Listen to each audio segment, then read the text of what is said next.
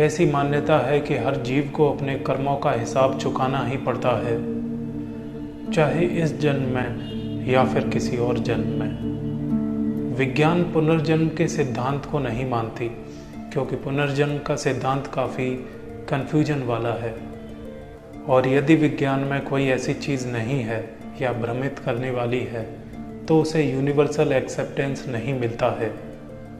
कई धर्मशास्त्र कर्म के सिद्धांतों के बारे में बताते हैं। भगवत गीता में भी कर्म सिद्धांत को प्रधान बताया गया है। जैसा कि गीता में भी लिखा है, अवश्यमेव भोक्तव्यम कृतम कर्म शुभाशुभम, अर्थात हर जीव को अपने कर्मों का फल भोगना ही होता है। इस तस्वीर पर ज़रा गौर फरमाइए।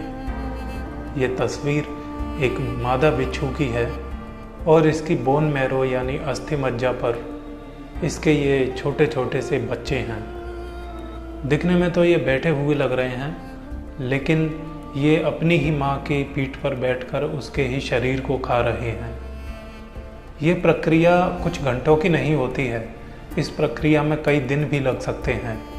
तो इस मादा बिच्छू की मृत्यु कई दिनों बाद होती है। इस तरह की जो मृत्यु है कितनी कष्टदायक होती होगी। यही आर्टिकल जब मैं इंटरनेट पर पढ़ रहा था तो वहाँ कमेंट में एक चीज़ और लिखी थी कि इस तरह के विषैले जीव को जन्म देने वाली माँ का भी यही हश्र होना चाहिए। इसका अर्थ ये है कि कर्म के सिद्धांतों को कोई नकारता नहीं है। विज्ञान केवल प्रत्यक्ष रूप में ये देख सकता है कि ये मादा जो बिच्छू है ये मर रही है, उसके बच्चे उसे खा रहे हैं, परंतु विज्ञान ये प्रमाणित नहीं कर सकती कि इस जीव को अपने किसी जन्म का फल मिल रहा होगा। क्यों? क्योंकि इसको प्रमाणित करने के लिए कुछ आधार चाहिए जो कि विज्ञान के पास नहीं है। मैकडॉगल्स नाम के एक रिसर्चर ने सबसे पहले आत्मा का वजन तौला था, जो कि 21 ग्राम निकला था। बाद में इसे यूनिवर्सल एक्सेप्टेंस मिला, अर्थात विज्ञान में इसकी जगह है। विज्ञान मानती है कि आत्मा का वजन 21 ग्राम है। अब शरीर से निकली हुई ये आत्मा कहाँ जाती है किसी को कुछ नहीं पता, क्योंकि विज्ञान के पास भी ऐसा कोई आधार नहीं है। अर्थात जो ऊर्जा शरीर से निकली है वो कहीं ना कहीं तो जाती ही होगी।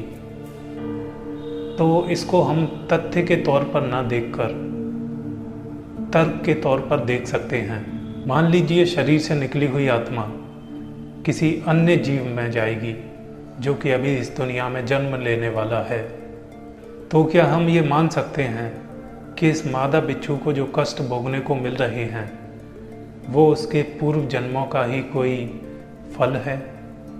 तो कर्म फल का कोई सार गर्भित ज्ञान नहीं है, परंतु प्रत्यक्ष में तो हम सभी देखते हैं कि हम खाना खाते हैं तो हमारा पेट भर जाता है, हम दौड़ते हैं तो हम थक जाते हैं।